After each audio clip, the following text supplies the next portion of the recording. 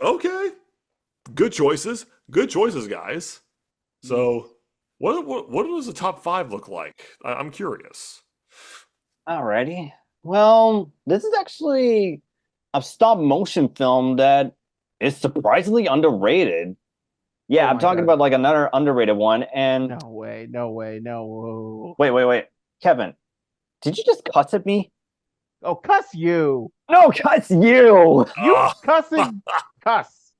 Yeah, fantastic, Mr. Fox. that's a good. Hey, It's a good one. It's a really, it's a really good one. It Yeah, is. It is. it's Really like enjoyed it. again, this is actually based on a book that is made by Roald Dahl. And we all know how the classic some of his books are. So I was like, really? Fantastic Mr. Fox? I saw the trailer. I was like, what the heck is this? Then I saw the full film. I was entertained all the way through. It was so charming. Yeah, it was like a very charming film. And it's pretty much like these animals just try like to survive in the natural world. That is until like our main character just overstepped his boundaries, like went back to hunting, and he targeted three of the most despicable and heinous people around: Bogus, Bunce, and Bean. You know it's bad when even school children make a song about them. Yeah, that's a creepy rhyme, no less. Jeez. Because like the first two times he did well, the third time I was like, oh damn. So a human actually got a rat for a security guard. A rat that's voiced by Norman Osborn himself. Yeah, Willem Dafoe. Yeah, also, track, the cast itself is amazing. George Clooney, Meryl Streep, Bill Murray, Owen Wilson, so many great celebrities playing these characters. Like most celebrities doing voice work, it would not work out well, but these guys are just having fun with it. They were just bringing their A game to it. Like, yeah, it actually brings in like the first plot line. The other plot line focusing on Mr. Fox's son Ash, it was like, it's all right. Like nothing perfect, but it does the job done for what it is. And not to mention like some of the jokes in the films, like it's just witty. It's basically what me and Kevin and kind of reenacted the cussing scene. I was like, oh my god, that is perfect. But I love how they don't say bad words; they just say us. Yeah, it was just perfect. It was like either that or just like the whole sign language thing that the possum was trying to do. It was just like, is that supposed to mean something, or is that a yes or a no? Okay. Yeah, and even like the ending for the climactic fight, like, whew, that fight with the rat was pretty dark, even for a lighthearted film. All right. R.I.P. Willem Dafoe. Well, he's not dead, but his character. Yeah, let's confirm. He's not. Willem Dafoe's not really dead. He's alive. He's alive. Yeah, he's still alive and kicking. And the plan, setting the entire town on fire with freaking pine cones? Damn! Oh god, these guys are so efficient. I love it. I love that too. And also the fight, I don't know why, but the final fight with the dog just chasing around the people is just like, oh my god.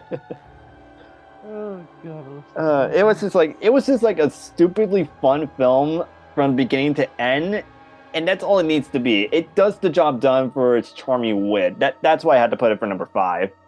Okay. Oh, you cussing son of a cuss. I'm putting it higher.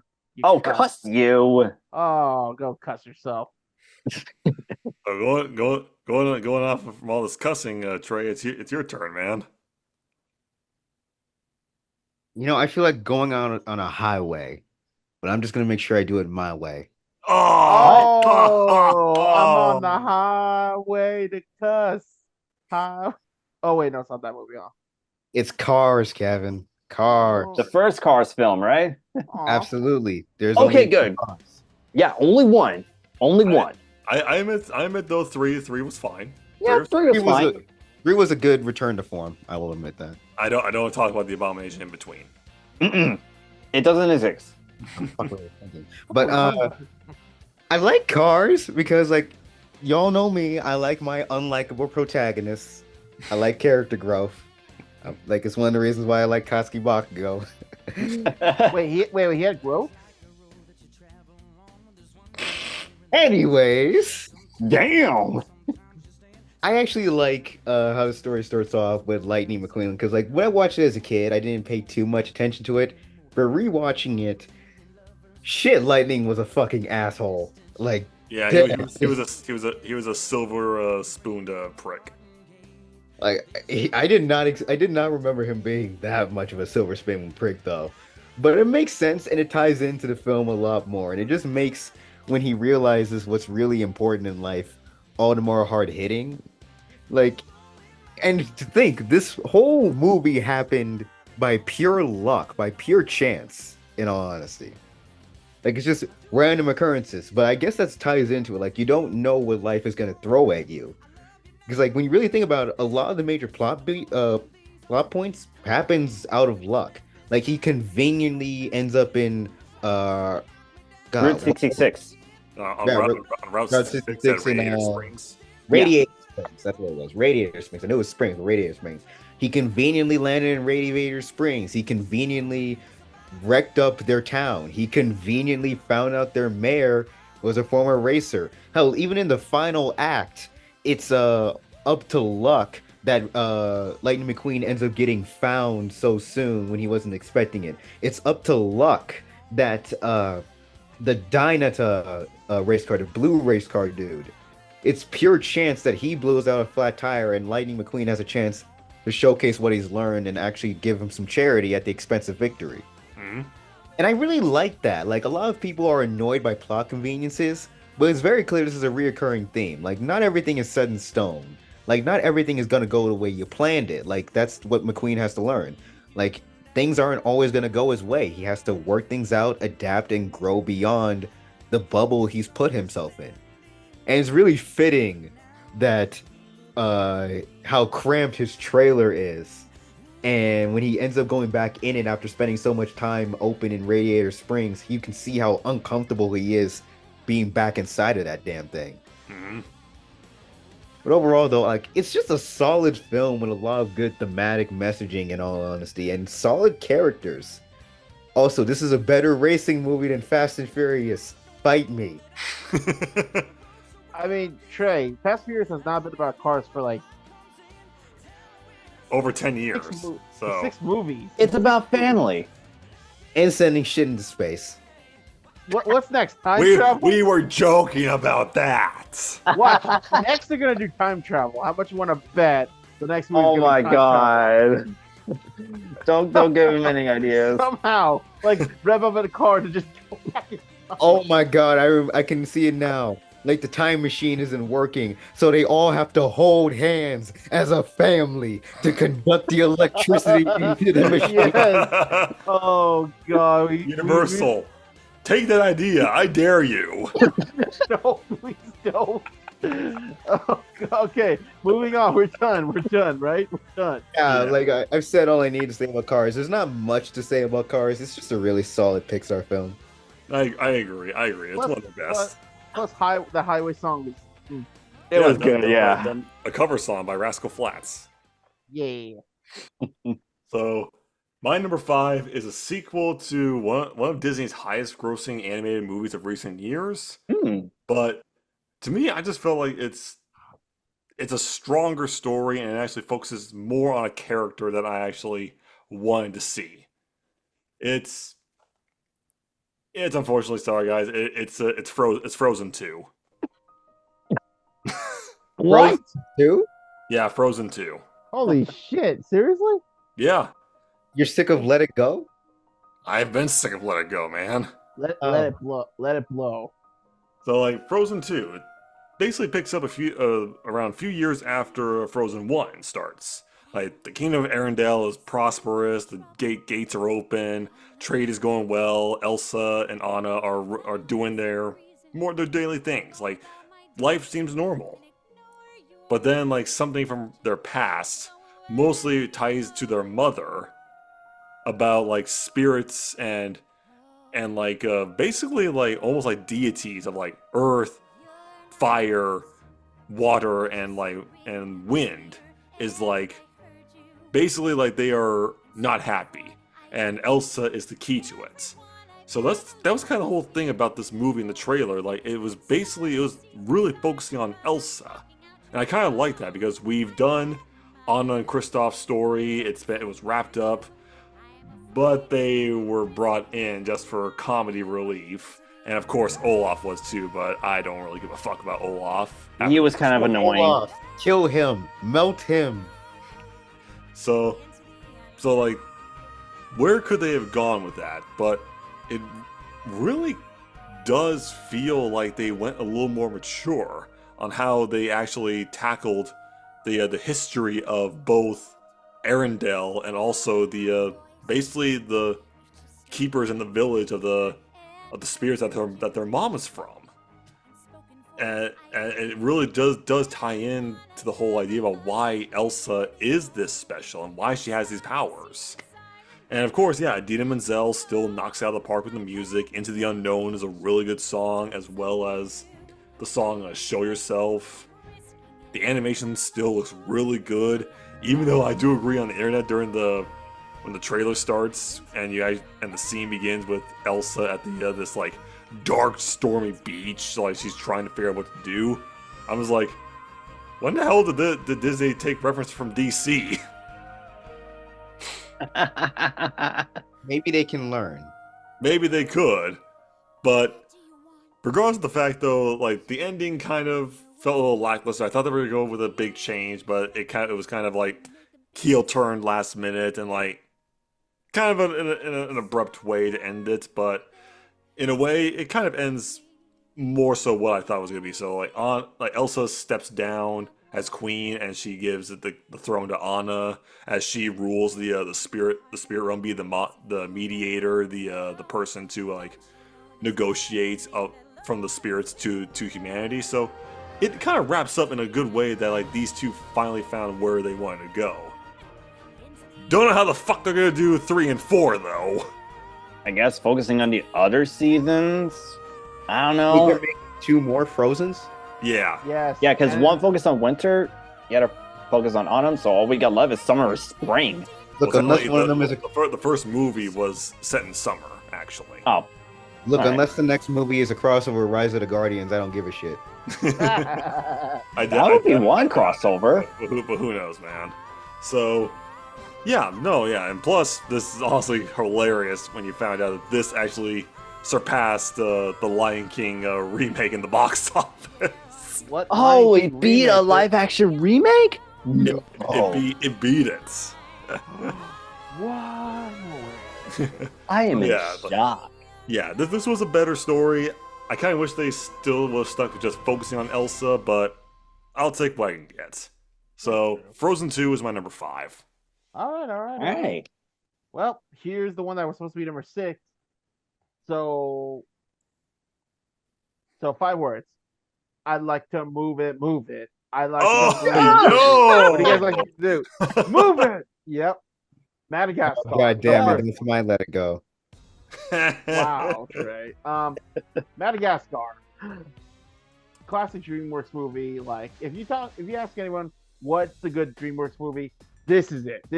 I mean, the idea of focusing on zoo animals in New York with one of them, Marty, who wants to be free. It's an interesting premise. I like we focus on them. I like this ragtag group. We got Alex the Lion, the prideful one who loves putting on show. We got Gloria, the very, very, very thick hippo. And we got Melman, the little whiny bitch, voiced by Ross. And then we have Marty, who's the curious one, voiced by Chris Rock. Chris Rock, yeah. Sorry. Yeah, Chris Rock was Marty. Ben Stiller was Alex. And And I don't Will know Smith's the other two. Will Smith's wife's Jada. Oh wow, cool. Huh, how about Um, Wait, then- wait. Jada Smith was in the movie? Yeah, as Gloria. Fuck. that? Oh, man. Wow. Okay, well, ignoring Trey's shock, then of course, like they're living their life. And the Marty's like, I want to know what's out there. I want to know the wild. How does he know? Fucking penguins. Because of course we got a special ops team of fucking penguins. Best First of all, part. it's like- yes, Best part. best part. I love the penguins. And so Marty decides he's gonna escape. His friends decide he can't, and they all get shipped out. Good job, Marty. fucking perfect. How like I don't know how you're gonna do it, but you know what? Good. He fucked up Fucking somehow. Then somehow the penguins fuck up even more by accidentally releasing their crates into the water, and then all 4 of them get stranded in an island. This movie was so fucking funny. Like, I love the scene where Alex and Marty reunite, where they're like, Marty, Alex, Marty, Alex, Marty! Oh, sugar. honey, iced tea. Come here, you! Kids will not understand what that means. But Yeah. I know what adults do. And then, of course, we meet the lemurs, King Julian, Maurice, Mort, and everyone else. This movie really had an interesting premise of like how exploring oneself, trying to defy their nature. Because we all know Alex kind of went, because he didn't have. Insane. His animal instinct. Yeah. I know. I feel like Gloria and Elman kind of got shafted, but who really cares about those two? It's all about Marty and Alex, right? No, it's about the penguins because they want to go to Antarctica, and then they reach it, and they're just like, Oh, this sucks.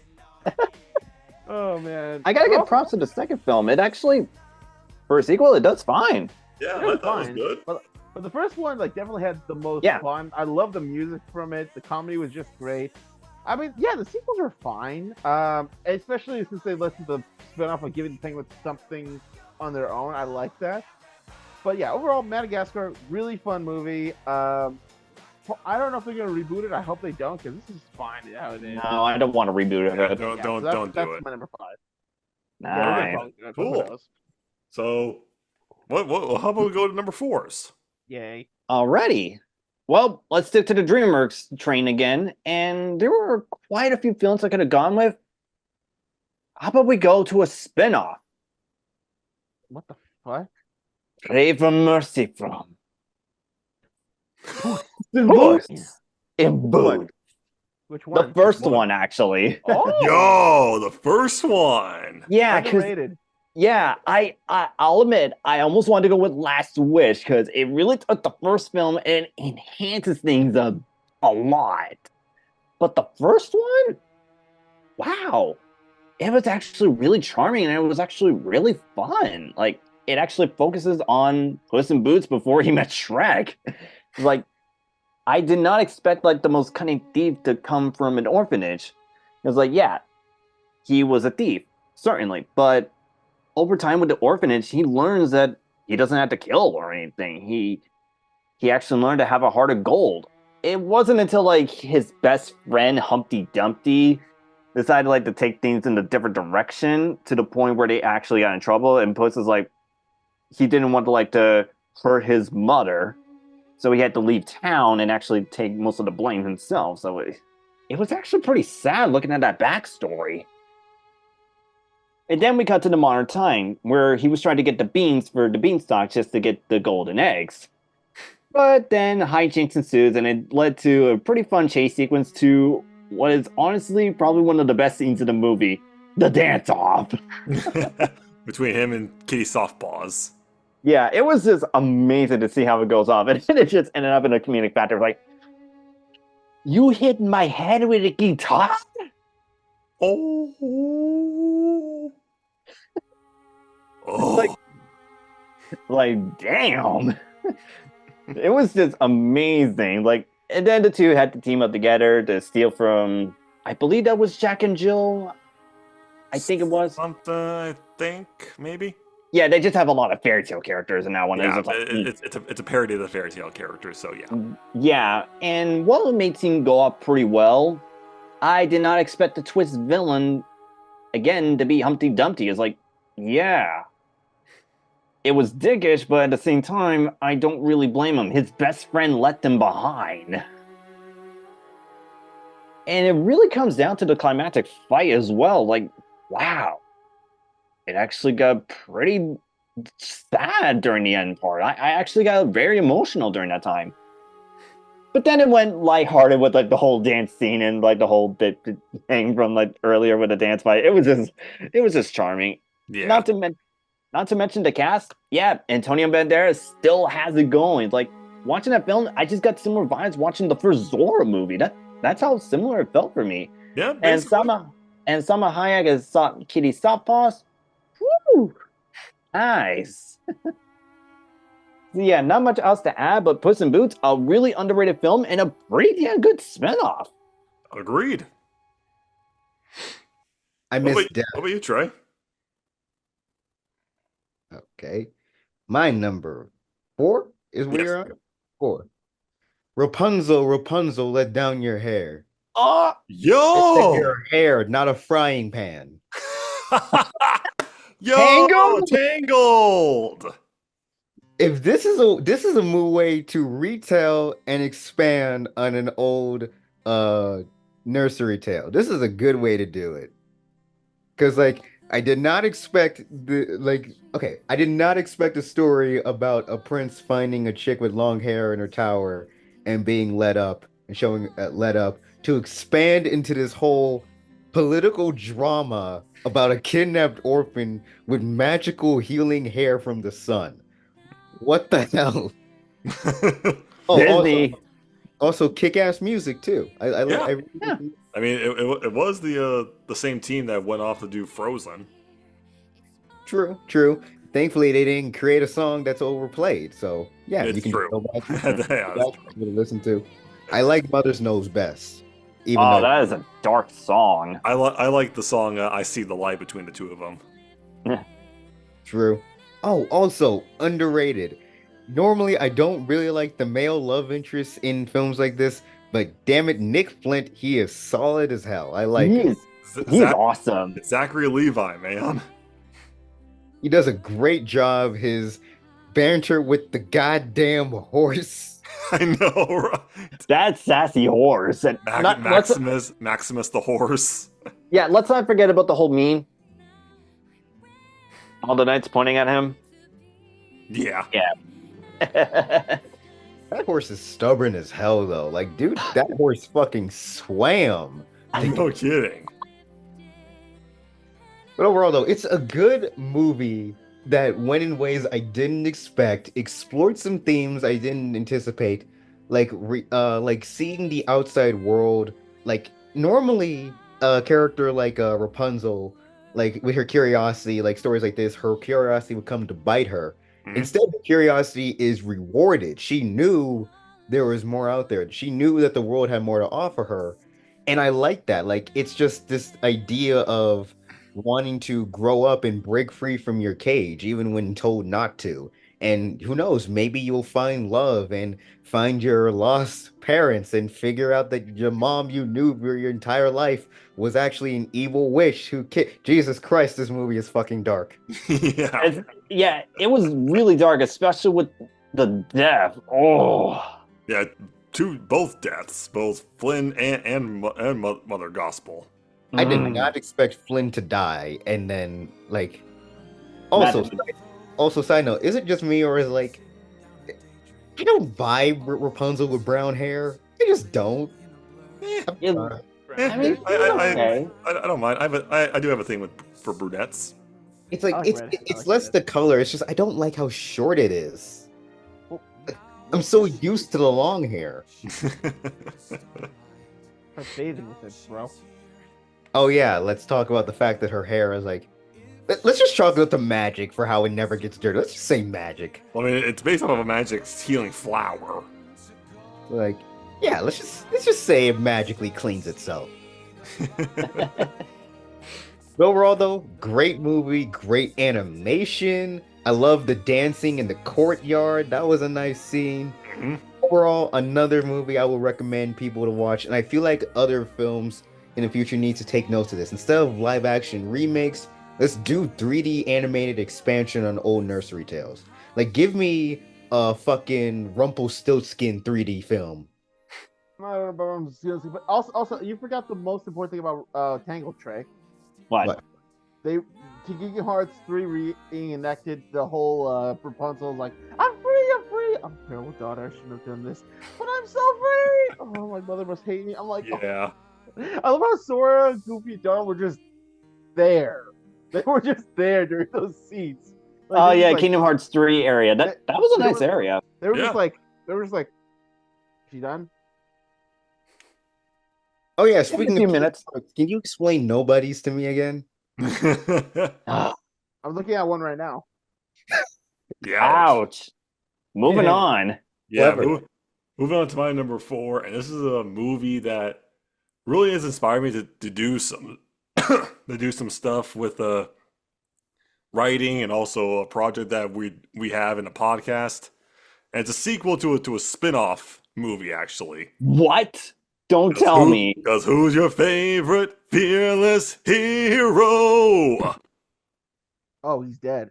It's Puss in Boots 2: The Last Wish. Yo, I brought in the first film and you're bringing in the sequel in the same Yep. rank? A Bro. movie sequel that people compare to Avatar: The Way of Water. Because think about that. Both those movies came out almost over a decade ago. And they made a comeback. Yet while Avatar had like a visuals made for adults but a script made for kids, Puss in Boots 2 is like, no, this is a kids film but it has a script for adults. Oh yeah. I am deaf, and I don't mean it metaphorically or rhetorically or poetically or theoretically or any other fancy way. I am deaf straight up, and I've come for you, Puss in Boots. Like let's just think about that. Death is fed up with Puss, laughing in the face of death, always getting away from it, but how that movie tackles that, how he's getting closer and closer, you could see him in the crowds and on those like cards of like outlining each time Puss has died. Like, damn it, this movie's good. It's rare to see eldritch horror conveyed so well, especially in an animated film from DreamWorks of all things. Exactly. And plus, let's just say the animation is oh, Ooh, it is it's so beautiful. it is so good. DreamWorks made the right choice to stick into his style for that and the bad guys.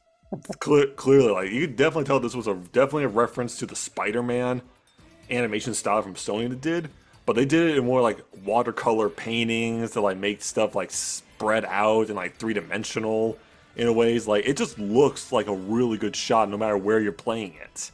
Plus, some of the action scenes, like Puss fights a giant out of nowhere because he was partying at the governor's mansion.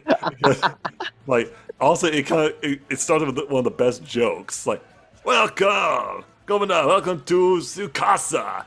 No, Sukasa es mi casa. I'm just like, oh my god, this joke was so good. I wanted to stalk it on Twitter. I enjoyed the Crystal Cave as well when he confronts his other versions of himself. Oh, absolutely. But we'll get to that. But first, please, let's get to like the first time Puss met death. Oh, in that is bar. Like how ironically, if you look at it, like Puss was drinking like shots of cream. He was on his 9th one when death walked in. And Like just that think whistle. about that. And also think of the whistle too. Just like, oh god, and Puss thought he was a bounty. That's like, goddamn. And just the voice actor for death. Oh, he gave that guy like a grisly, like creepy tone. And just especially like honestly, like this is a movie where like I know I'm not really fluent in Spanish, but I can kind of tell what they're meaning by what they're saying. Especially when Death just knows Puss got away, like quale adito.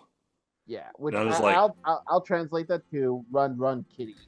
exactly. So, and plus, no one was asking Puss in Boots 2 to try with some of these transitions, with the epic scale and how, like the montages of traveling, like. But this movie can go fucking dark. Want to know one good example other than death? The villain. No, not just that, but it was like some of the stuff that probably some kids don't even know, like how the dog got to where they are. Yeah. I'm probably not gonna say if people haven't seen the movie, but I'm gonna say it's a very fucked up game of hide and seek. Yeah. Yeah.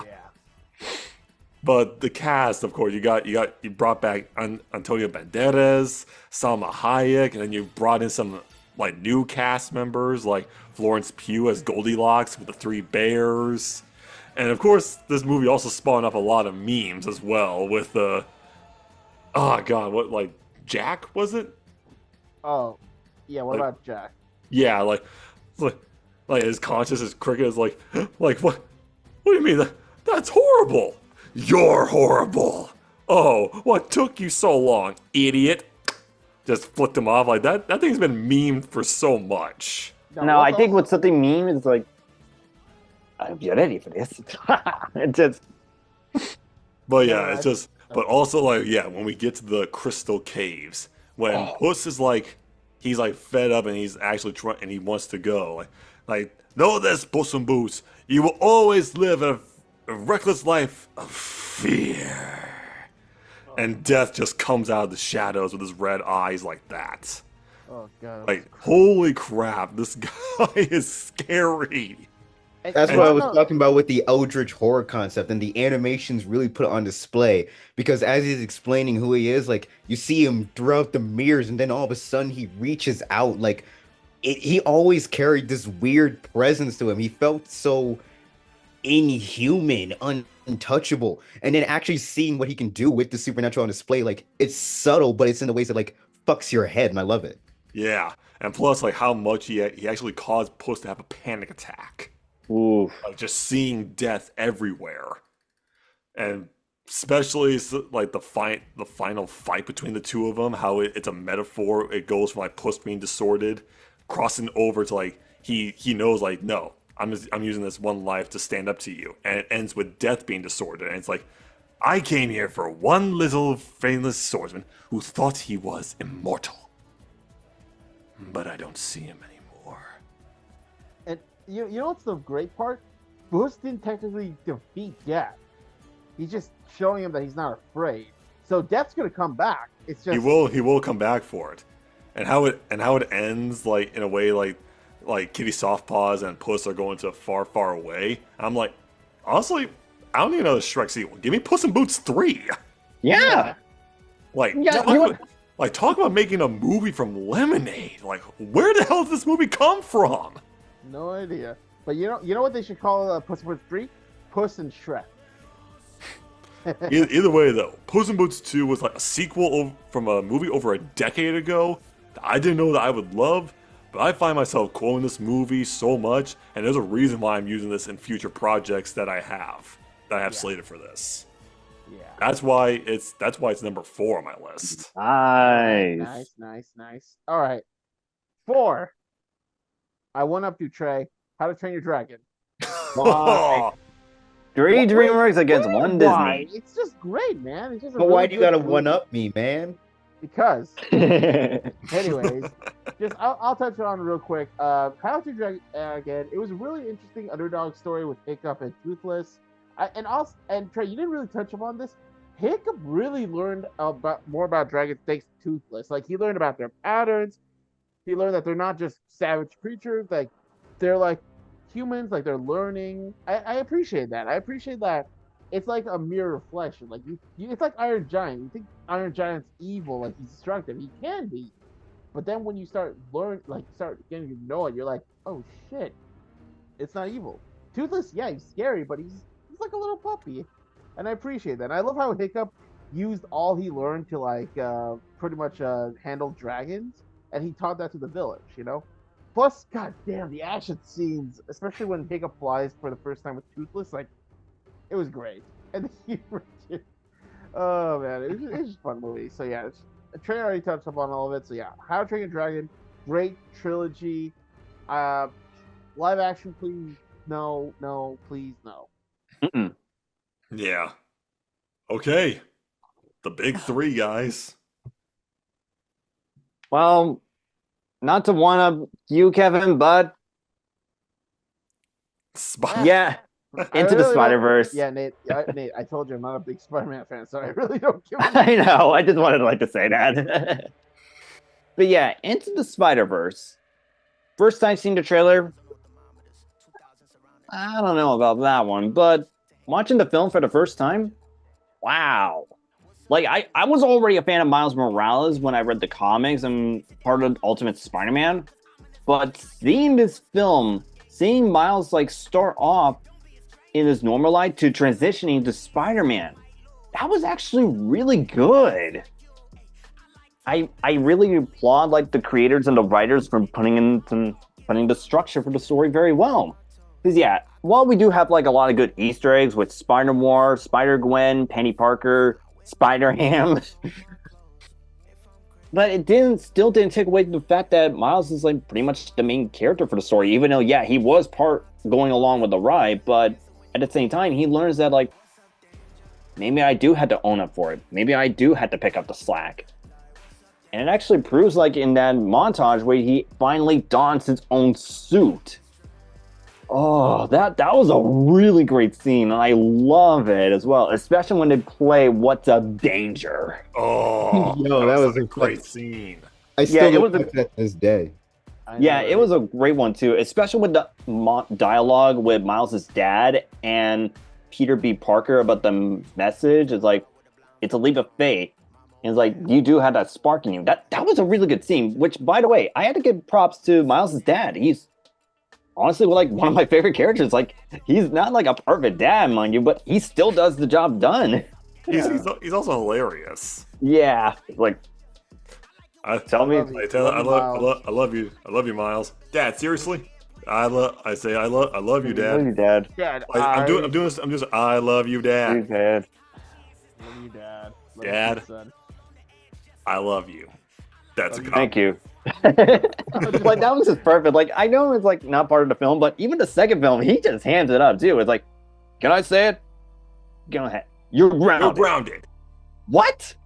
1 month.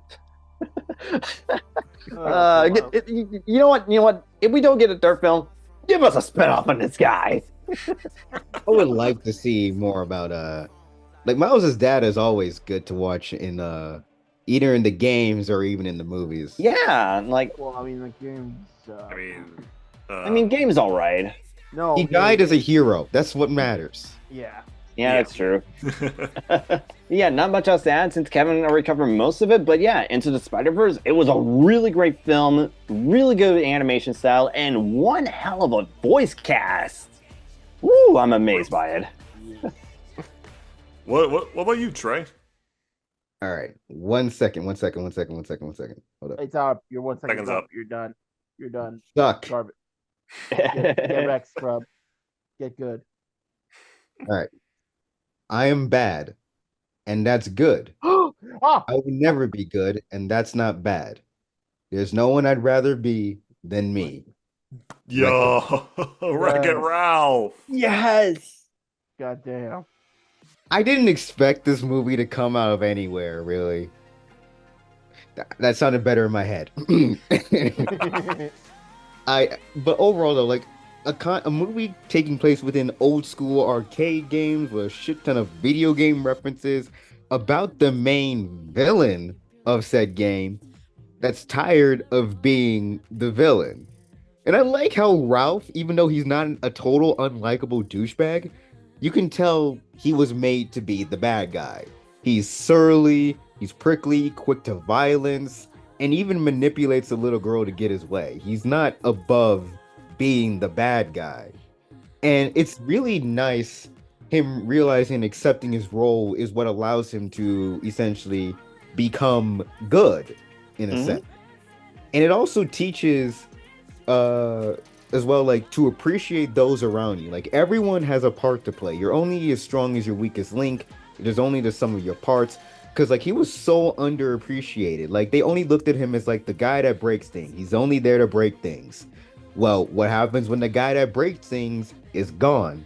There's nothing to fix. You get a boring game.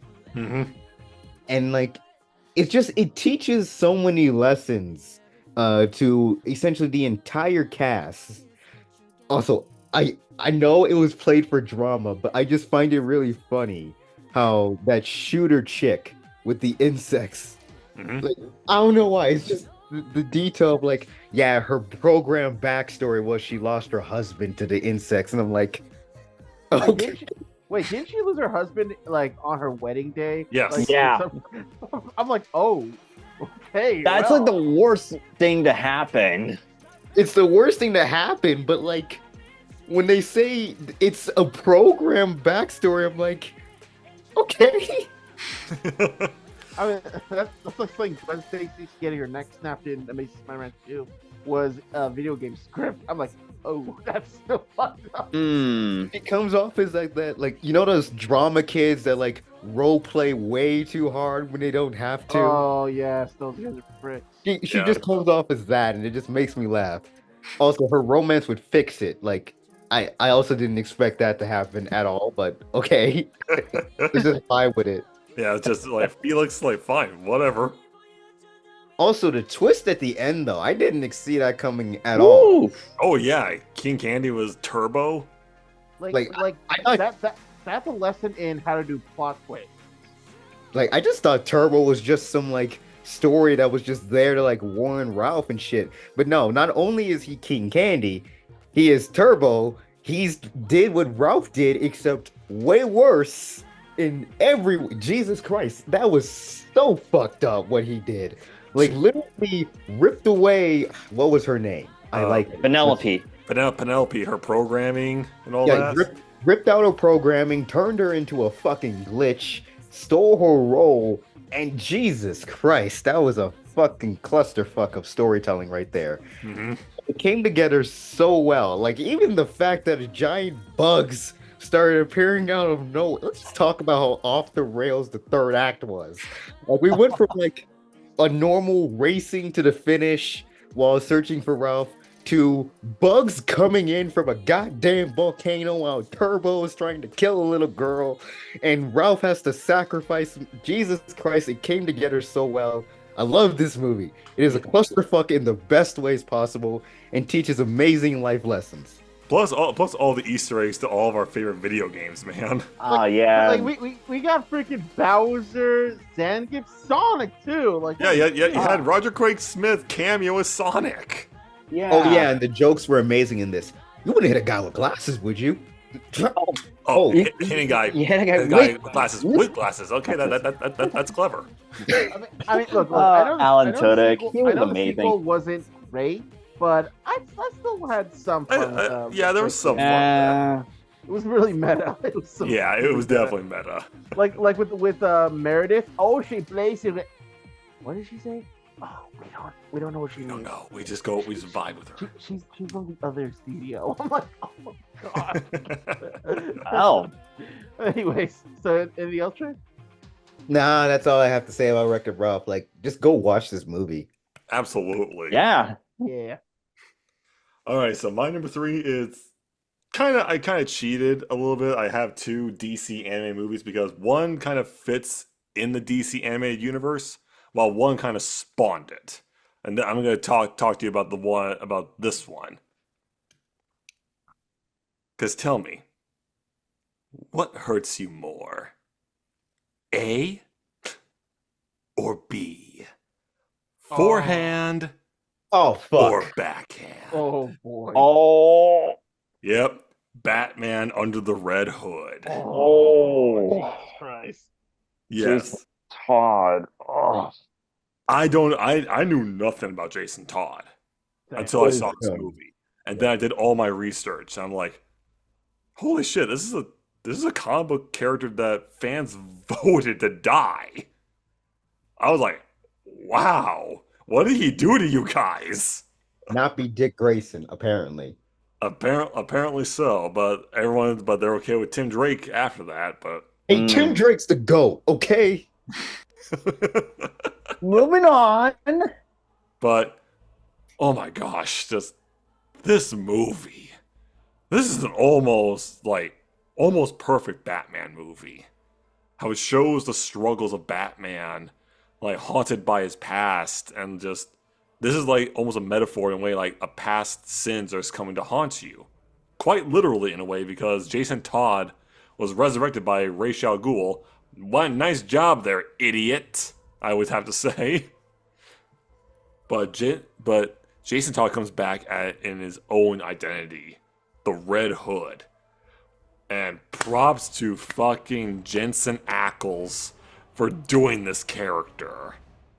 Holy hell, coming off from Supernatural, I thought, okay, he's just gonna do his gruff, tough, kind of like deeper voice. No, he was charismatic. He was like relatable. He was like like actually like real. Like it sounded like from a real person. It is crazy how many roles this guy's getting in different comic series. Like, holy shit. It really is. And just we could tell like just the animation studio went to town with Batman under the Red Hood. Just all like the fight scenes and like even some of the other cast, like Bruce Greenwood, he's a pretty good Batman. He Yeah, actually he's is a pretty pretty good. good one. Oh, I was actually surprised that Neil Patrick Harris was Nightwing in that movie. I was actually a little surprised by that. Wait, He fit seriously? so well. Yeah, he was. Well, shit. Harris kills it no matter what role he gets. He's just that good. I mean, it was a cameo, but hey, I thought it was good. And just, oh man, the scene where he actually puts the dots together, when Batman puts the dots together, that this is Jason. The sheer When shock when he jumps out the chair. yeah, it's so shocking that he is horrified. Like just hearing that, just like isolating that sound. You haven't lost your touch, Bruce. And the dialogue between him and the Red Hood in Crime Alley, then going into the apartment building where John DiMaggio's Joker is still also really good in that movie. I'm gonna say that. Yo, it was underrated. I ain't gonna lie. It is. Can I have a glass of water? Why would you give glass to the fucking Joker in the first place, bro? That's a bad idea. But just the monologue that Jensen read for Jason when he was talking to Bruce. Like, is this what you think this is? That you let me die? Bruce, I forgive you for not saving me. But why? Why on God's green earth is he still alive? Because look, I'm not talking about killing Scarecrow or Dent. I'm talking about him. Just him. Because he took me away from you. Like, just hearing that, like, from the heart, it's like, Jesus, like, Jason went through hell. Literally. This is a scene that I feel does better to these characters than in the comics, which is dumb as all hell. No, letting Batman do nothing and give Jason the option to kill Joker fits more with what Batman is saying. He is not willing to cross that line despite how much he wants Joker dead. Whereas Jason, he wants Batman to prove he is willing to kill the Joker for him. And to wrap up, my number 3 is also the ending of that movie. How it flashes back to the Batcave. Batman is going on patrol again, and he's like, this doesn't change. It never changed. It doesn't change anything at all. But it flashes back to when he recruited Jason as Robin. And the two are about to go on patrol, and Jason states, this is the best day of his life. And it goes to credits after that. I'm like, Jesus. Way to hit you in the gut, movie. So that's why this is one of the most perfect Batman movies I've seen. And it's only number 3 because there is another one that just is amazing. So Batman Under the Red Hood is my number 3. If only Killing Joke could have been this good with its adaptation. Yeah. All right, well, let's move on. I'm gonna do another swap. Nate, cuss you. Oh, Yeah, cuss fantastic you Mr. too. Like, this movie, honestly, perfect movie to watch on Thanksgiving. Like, the stop motion was freaking great. The music, honestly, it felt so old timey. I love it. Also, I just love how inventive everyone is with some of the stuff. Like, the house is just a tree, but like they like that talk about, like, oh, it's voted 100% oak and such. I'm like, wow. And then when they were in the high school scenes, when like they were talking about, like, what games do you guys play? Oh, we mostly run grass sprints with play acorns. Okay, well, let me explain the game. And it's like a whole complex situation with Owen Wilson. And again, just all the jokes are fun. I love how, despite acting human, a lot of the animals just go on. Like Foxy, as soon as he gets his pancakes, I'm, I'm like, that is so funny.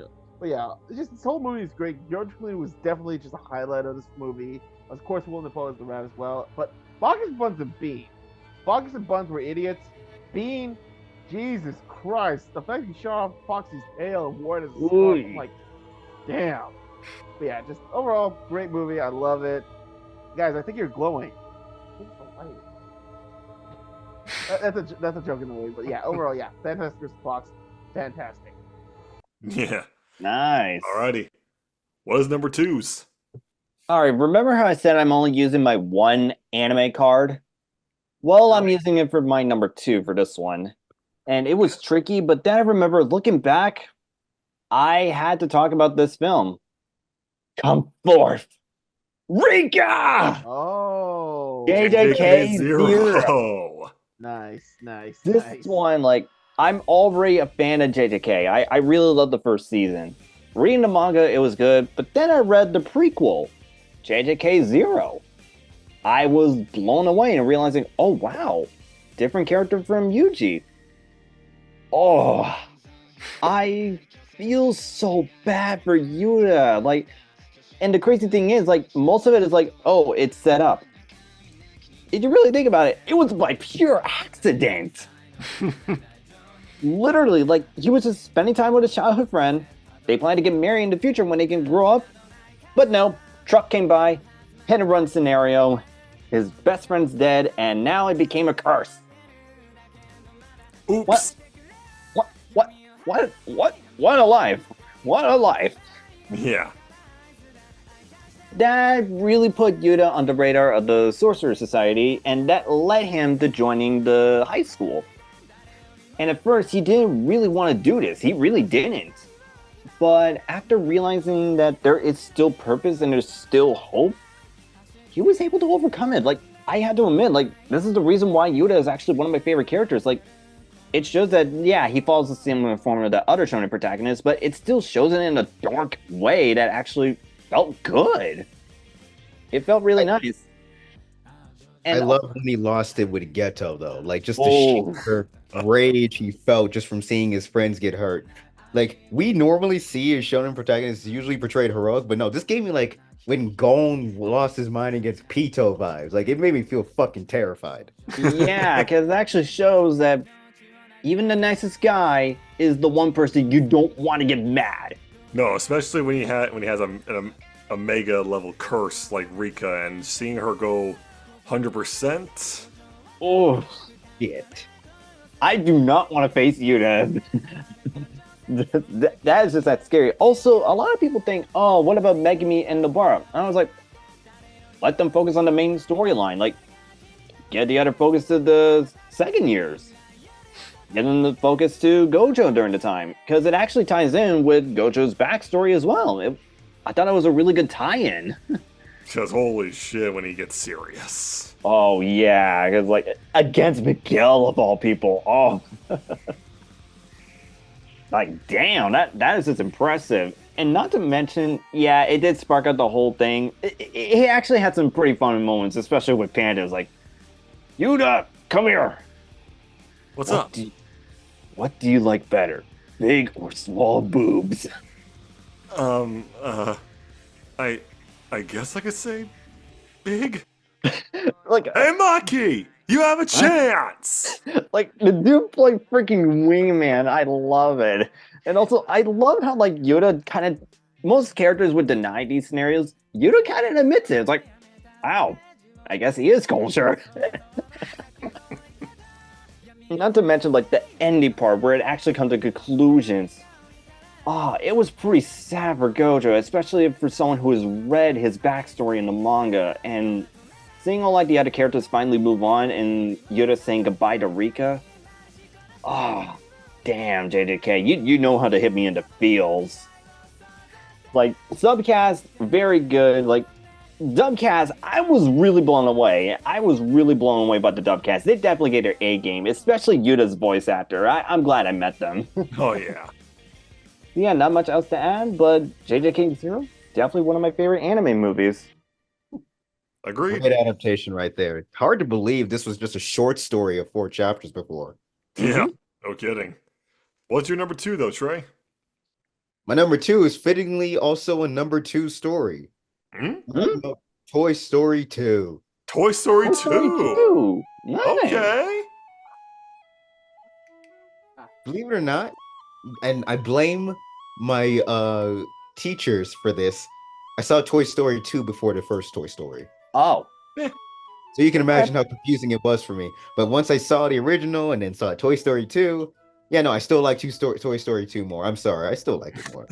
That's fair. I mean, everyone has a favorite Toy Story. It's true. And I guess one thing I really enjoyed about this one is that like Woody was more likable in this version. Because although I'm a sucker for some unlikable characters, Woody was just a douche in the first film. Oh yeah, he was. He learned his lesson, but like, bro, you purposely plan on pushing Buzz in the shelf just because you were jealous. Like, what the fuck, man? Yeah. But this one, though, I feel like it was a nice balance. It still showcased some of Woody's character flaws and desire for being love and attention, especially with how he's fraying and becoming damaged and being concerned over his lifespan and shit. But like it tackles it in a way where it like still showcases his loyalty as a toy to Andy. Like even when presented with all like the fixings and all the fame he could get, he's like, "Hey, this is all really nice, man, but I gotta get back to my kid, you know? Like he's been with me for years. I love Andy." And it highlights the best traits there. And I like the loyalty all the other toys show when they're searching for Woody, like Buzz banding everyone together. Like, you know, hey, I know he tried to kill me in the last movie, but he's still a one of us. We gotta look for him. He's part of us. Also, fucking fake Buzz. I did not expect that right at all. No one expected that. Tell me I wasn't this delusion. Wow. Am I really that fat? Also, also that joke with Zurg, like, no, I am your father. I'm like, I was what like- the fuck? Toy Story took reference to freaking Star Wars. I mean, I guess because of Zurg's design, I guess. That was such a funny scene. Look how it wraps up in the end, like just when they're playing catch, like I'm playing catch with my dad. Good job. Good, that's my boy. Go for a long one. Buzzy. Ah, you're the best dad. Yippee! Farewell.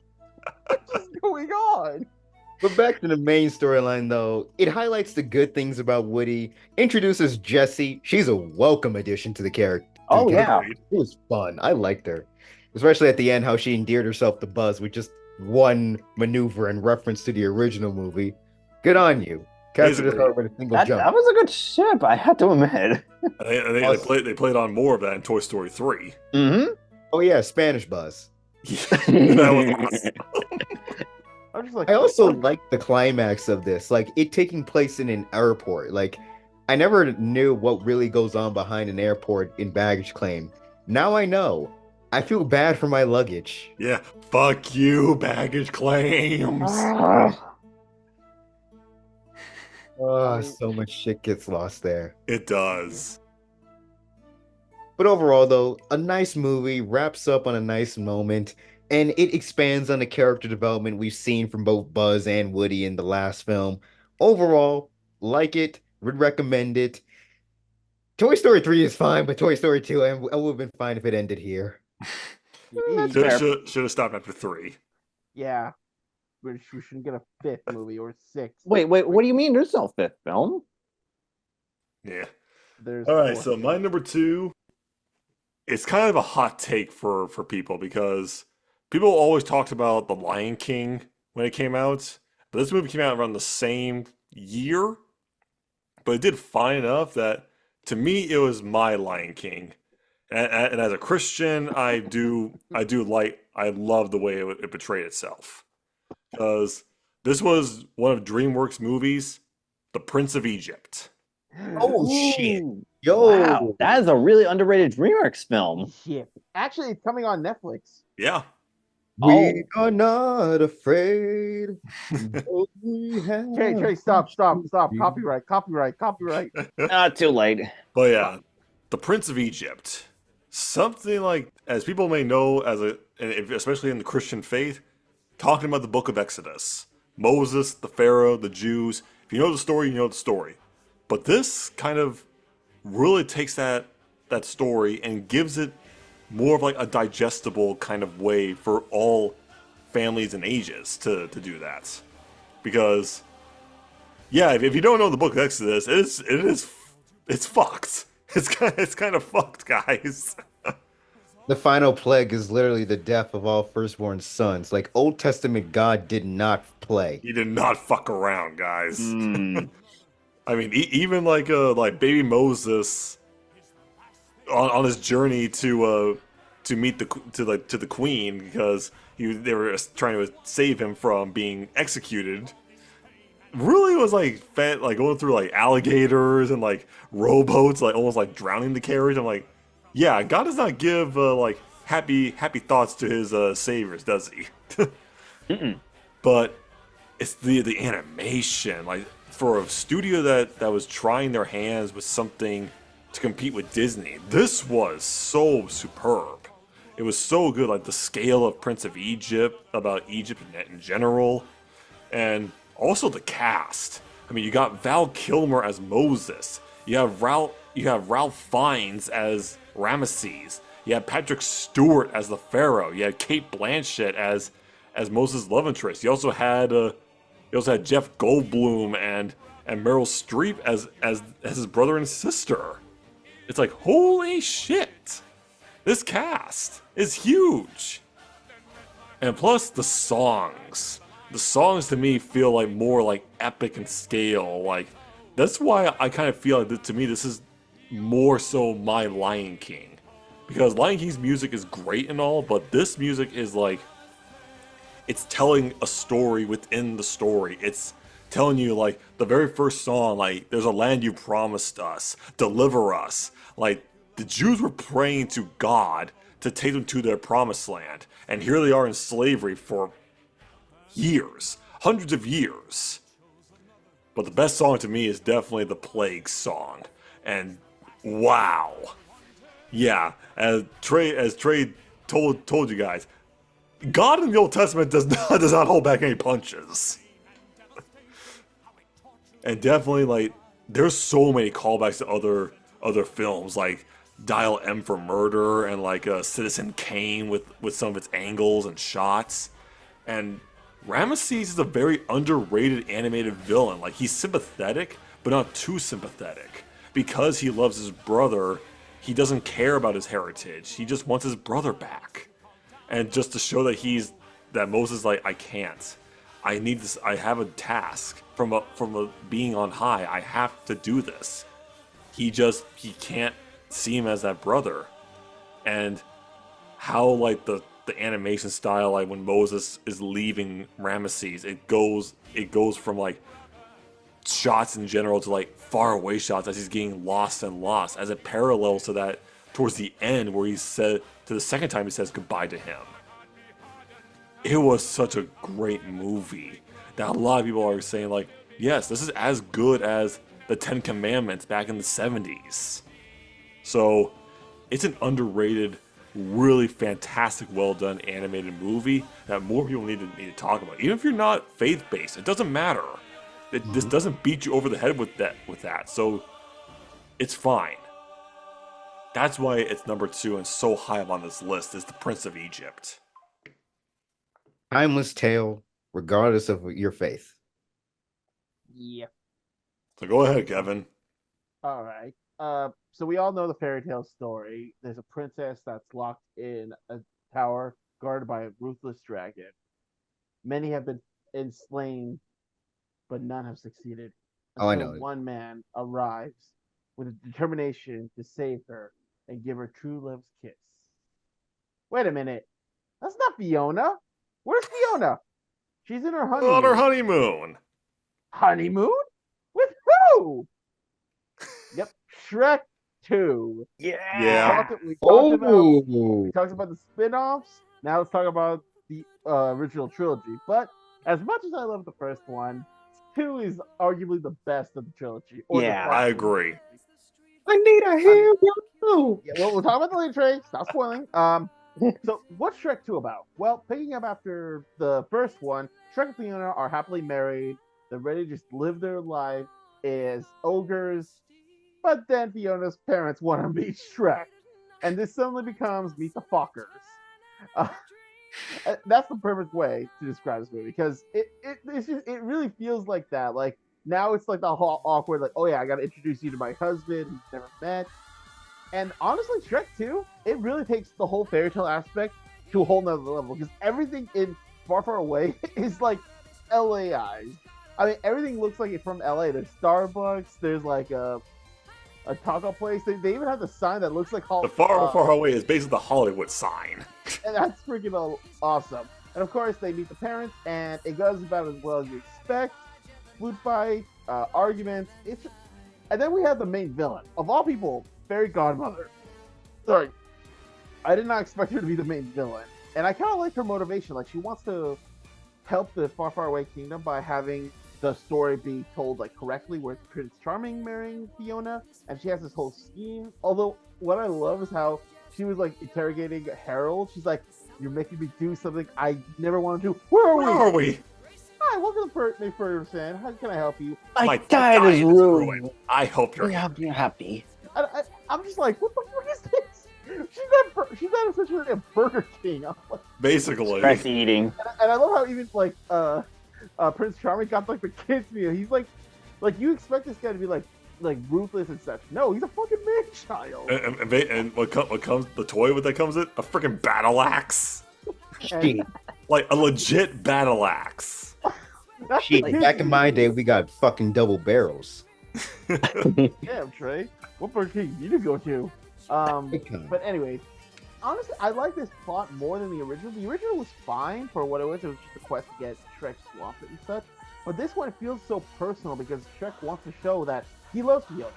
And as much as he doesn't want to kiss up to his in-laws, he has to, you know? And then there's this whole tribulation with Fairy Godmother trying to ruin everything between them, even offering him a chance to make her happy because she thinks that she wants to make Shrek think, yes, this is the right thing. You're just an ogre. You're ugly. You're not supposed to be here. And of course, we got introduced to one of the best characters.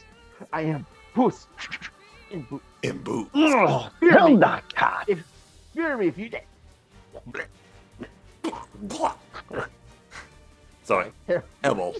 I'm just Antonio Banderas, man, I swear. And of course, the He's interaction between Shrek and Donkey, including Boots, Puss, awesome. And also, I love how even the side characters from Shrek 1, like Pinocchio, Gingy, the blind mice, for some reason, Wolf, they all had a point to break Shrek out of prison. And then Mission Impossible style. and then try to get like Gingy to Shrek. They say, tell a lie. Oh, okay. Wait, are you wearing women's underwear? No. What? You are. Yeah, it's me. No, I'm wearing boxers. What? And also, just another funny joke was the whole Knights thing when they got arrested earlier. Oh, that is Like, welcome a good back reference. to Knights. Like, oh, police brutality, police brutality. You will get me. What? Catnip. That's not fine. Why are they making this so real? This feels like LA. I think that's like the best thing about it. It actually took a fun concept, but deep down, it's very realistic, especially with the whole marriage thing. Oh yeah, and then of course the final climax against Fairy Godmother, Giant Gingy.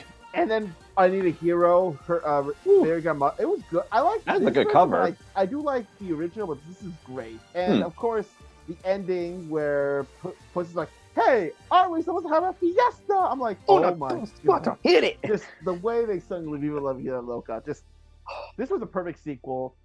Apparently, Donkey has babies now.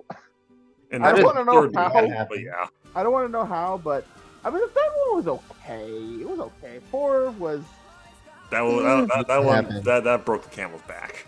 yeah, Yeah. but yeah, overall, just Shrek 2, freaking I love it. If you guys want to watch it, go ahead. I still say watch the first one because that's still funny.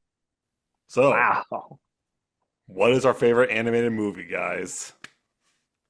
Okay, well, I'm pretty sure this was like obvious considering what I'm wearing. Yeah, Nightmare Before Christmas. Oh my god, yes, that deserves number one. It Yeah. deserves to be high. That's fine. Yeah, because I'll admit, this is actually one of the first few Tim Burton films I saw. And yeah, I know, like, he didn't direct it, but he still had a part of it, at least as a producer, so. But yeah, this film, a lot of holidays are pretty good. Like, I like Halloween, it's a very spooky, fun time. I like Christmas, very jolly and very fun. Never in my life I would imagine two holidays that are total opposites would mesh together into one fun dark ride. That it's amazing. I just love how creative it got. Like even the songs in there are pretty good too. This is Halloween, Jack's Lament, Kidnap the Santa Claus, What's This, Oogie Boogie song, and even the final song as well. Like all great musicals. And yeah, that was actually my first introduction to Danny Elfman, one of my favorite composers. And as Brandon mentioned best, the cast in the film, like they all brought their A game in this one. They were all having fun. It felt like they were channeling their inner child. It just felt like it. Like it brought the most creative aspects to the max. Like it was just eye-opening for me. Like I thought it would be like a scary film. No, it's just a very charming one. And let's not forget to mention the fact that like those three kids that work for Oogie Boogie, they're sunken that the Santa Claus came up with these gruesome ideas. But what did they do?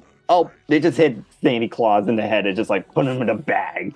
Oh, they just bagged him. They didn't even show. Yeah, they just bag him. Like that's it. What was the point of musical then? But yeah, even like with Jack Skellington learning that not to push his boundaries and learning to accept what he has, that was a really good life lesson. And I have to admit, the final climax, yeah, it was actually shows that Jack Skellington could be too OP, but I don't know why. I was just like smirking at like the entire casino thing that Oogie has. That was just, whoa. And pretty messed up death scene, I had to admit, like having all your entire thing of bugs collapsing. I don't know how he's able to mesh them all together. It's just in a burlap sack, but it's just his whole body was just falling apart. Yeah. Let's talk about that. Yeah, it was just like creepy. But yeah, Nightmare Before Christmas, it will still remain one of my favorite animated movies and something I will always watch in both Halloween and Christmas. Nice. Way. And you, Trey? Desperate Scientists. Superman. We know his origin, but what about his death? What? Superman All-Star. Ooh. Yo. Wow. Or All-Star Superman, whichever were. Wow. Whenever someone says Superman is boring, point them to this film or point them to this comic. It is amazing and it highlights all of the things great about Superman.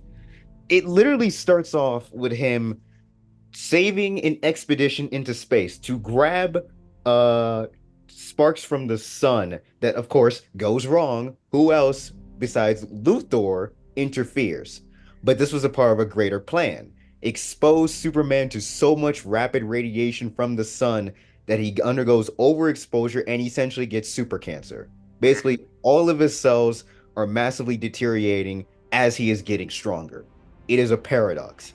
So with this knowledge, what does Superman do with his newfound strength and wisdom? Continue to be Superman, except even better than before. Like he spends his last days spending time with his loved ones, helping as many people as he possibly can, solving problems that he couldn't solve before.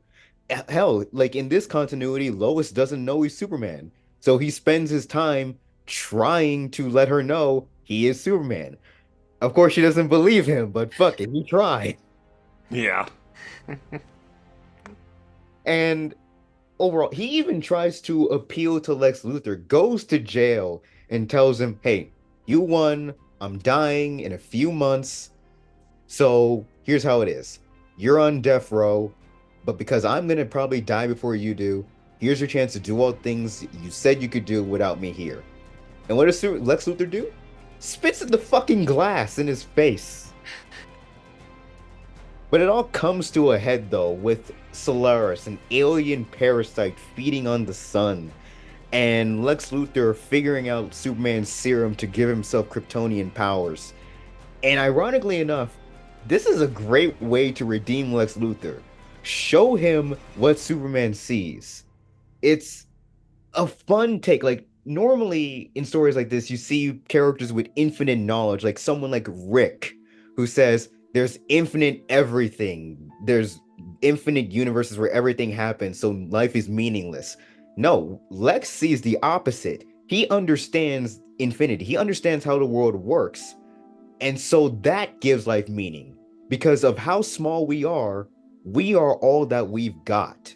So we have to hold ourselves to the highest standards. That's why Superman has so much faith in humanity, because of how big the universe is.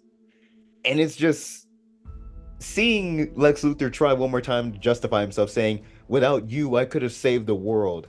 Only for Clark to point out, if you really wanted to, you could have saved the world years ago. And this is one change from the comic I love, where Lex Luthor admits he's right. And Superman sacrificing himself one last time as his body is breaking apart to fix the sun. And Lois even saying he's not dead, he's fixing the sun. And when he's done, he'll be back. And you know what? Knowing Superman, this may happen. Hell, actually, you know what? Spoiler, in the comics, you know how in Death Battle, they did that whole future Superman with the golden shit and stuff like that? Yeah. That's canonically what happened at the end of All-Star Superman. He actually survived that and became a fucking god. Well, fuck me. Okay. But overall, though, perfect Superman story. I love it. One of my favorites, besides Superman Red Sun and Kingdom Come. Side note, Kingdom Come is a way better version of Injustice. Give it a read. It's fucking fantastic. It's good. Yeah. Okay. All right. But overall, one of my favorite animated films, one of my favorite DC animated films. Looking forward to Superman Legacy. This is my number one. Dude. Agreed. I give it like this. I like it. So my animated movie, it's not a DC animated movie. The reason why it's number one is because I'm pretty sure one of my favorite directors probably took inspiration when he did his own trilogy of The Man in the Cowl. Because I'm talking about the beginning of what we got for this animated series, guys. Batman, Mask of the Phantasm. Oh, Yeah. shit. Yo. Oh, dude, Superman and Batman. God damn. Yep. Oh, Like That. a movie that came out that even people, like actual like famous critics, say this is a better Batman movie than the live action that was coming out. Even though the one criticism I think their critique was wrong is that they actually didn't like Mark Hamill's Joker, which is like, okay, some of their critics some of the criticisms are not true. But this is just like it's an origin story to the animated series Batman, to Kevin Conroy's Batman. Starting it off as he's going about his Batman easily and just doing his normal thing. But then a new threat to Gotham comes in. The Phantasm. Killing off various mobsters and Batman's getting blamed for it. Kind of stereotypical if you do think so. It's like people are blaming Batman for a lot of stuff like this. But it's when you figure out that an old flame of his is back in town. His very first love that he was actually willing to give up being Batman.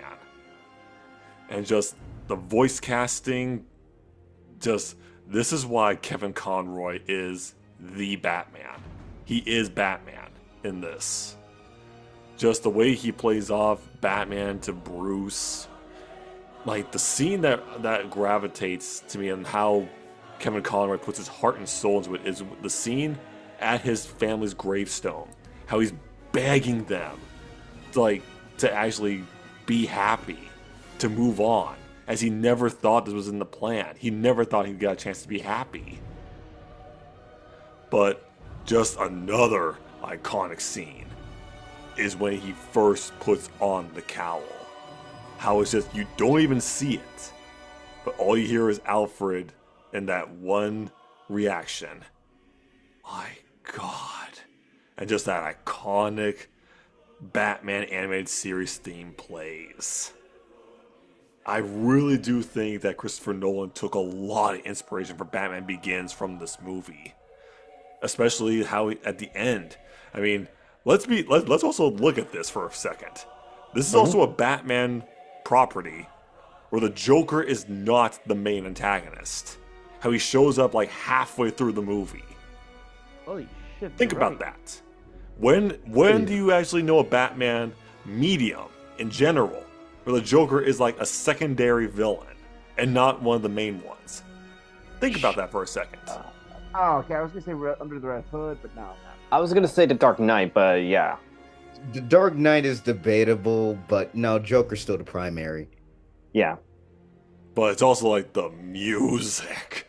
Oh my God, the music. The opening credits song is so good. And there's a rumor on the internet about this, like the lyrics being sung in Latin. It's actually different members of the crew and the orchestra sung backwards. And you can kind of hear it. And the ending fight scene with the Joker in basically their version of Tomorrowland in a way, I have to say that. Just seeing what he does, and like even though it's funny as hell, even because he's fighting Batman with just one tooth knocked out, and every time I see it, I was just getting a laugh out of it. But that scene sent chills for like probably the best Mark Hamill Joker laugh ever. And how it ends with Batman's like he has to take a move on and be the Dark Knight and actually live up to that promise he made. So yeah, that's why it is so high up, because this gave us the origin to what we wanted for the animated Batman series. Yes. Mask of the Phantasm is number 1. Damn, that was pretty good. Unfortunately, I don't have a comic movie as my number 1, but I do have a. I think this is Pixar. This movie, it kind of shows how much we could fuck up the earth. Yo, I know what? Oh, yo! Yeah. All right, 3 letters. Walle, or as it's spelled, Wally. That's 5. Wait. Okay. Yeah, I'm about to. I'm sorry. Wally.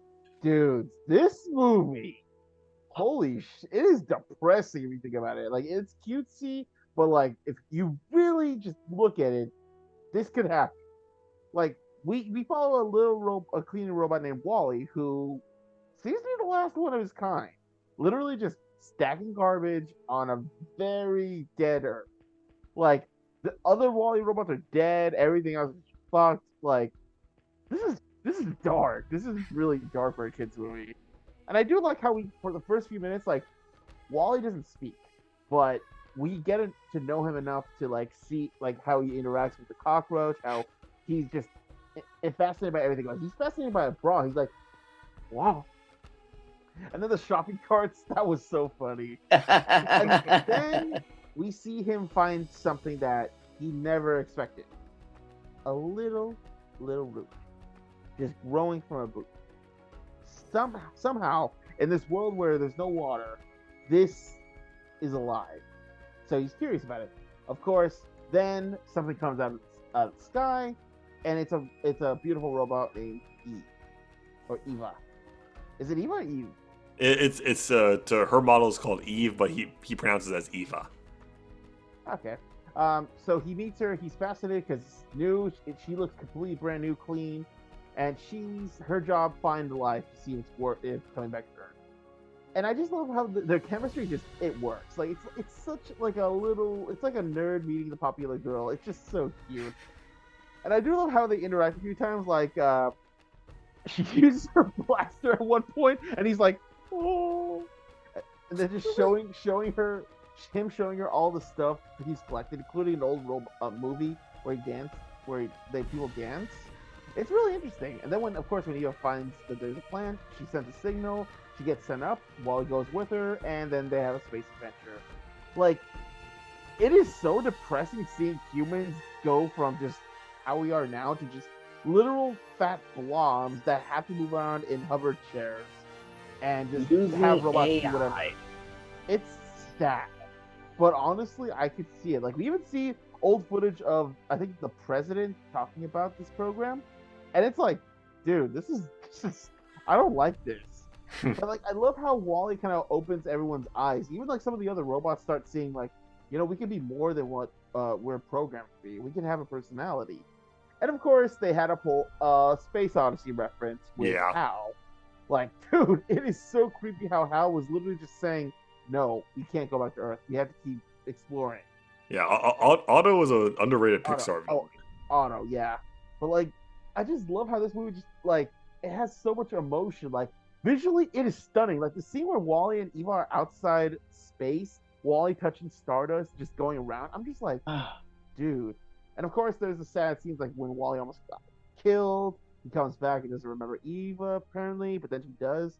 I just love how this hopeful message that even in the roughest of times, there could always be one spark of life. And I love how he even motivates, like, the fat asses to just get up, like, finally, for once, move. And I'm just like, this empowers me to go to the gym. I mean, definitely not going to lose anything, but who knows? Still, Wall-E is just, it's just a Pixar movie that I just, is it Pixar or Disney? It's Pixar. It's Pixar. And same director as Finding Nemo, too. Oh, shit. That explains why it's so good. God damn, it's perfect. You guys haven't seen it, watch this movie. You're gonna cry. It is just stunning. That's my number one. Yep. Bravo for bringing in the love story that puts Twilight to shame. What the f is Twilight, Nate? Oh, yeah. There is no Twilight. But yeah, there we go. This was Kevin's belated birthday video that we wanted to do, Yeah. and it was good. It had a lot of good choices. Oh yeah. Let us know what your favorite animated movie is in the comments down below. If you haven't checked these out, check them out. They're a great watch. Especially my choice. No.